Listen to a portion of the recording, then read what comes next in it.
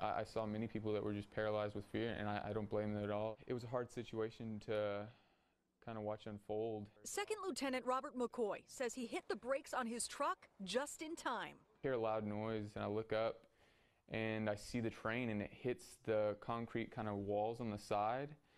And when it hits the walls kind of exploded, and the train just falls off. I see the train fall, and it kind of falls on itself, and it falls on itself, and it hit three vehicles that were in front of me, a semi, there was a F-150, and then there was a Kia Soul. The JBLM soldier serves in the medical field of the Army, and he knew he had to do something. I remembered that I'd had a tourniquet and a CPR mask in my truck, and I grabbed those and I just took off toward the accident. There were individuals that had been ejected from the train onto the pavement, and so my first initial thought was, I don't know how stable this is. If this train continues to fall, it's going to fall on these individuals. McCoy says he carried many of the ejected passengers out of the road to safety and then turned his attention to the people trapped inside this dangling train car. I heard people in there asking for help and stuff. There were people yelling, there's people looking for each other, looking for loved ones. McCoy says he and another volunteer climbed on top of the damaged semi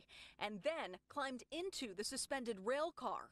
Inside, he says he found 20 to 30 passengers, including a family whose grandmother was partially dangling outside from the bottom. She was kind of at the end here, dangling out, but another down rail car was right here. Her daughter kind of pulled her out backwards, and when she was pulling her out backwards, I just reached under her and just kind of got to a point where I could pick her up and just kind of put her down on some form of semi-safe structure.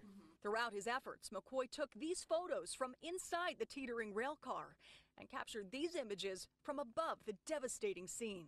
I couldn't afford to be scared. I couldn't afford to be shocked. I had to do what I'm called to do and focus and channel that into helping these people around me get to safety as best as possible.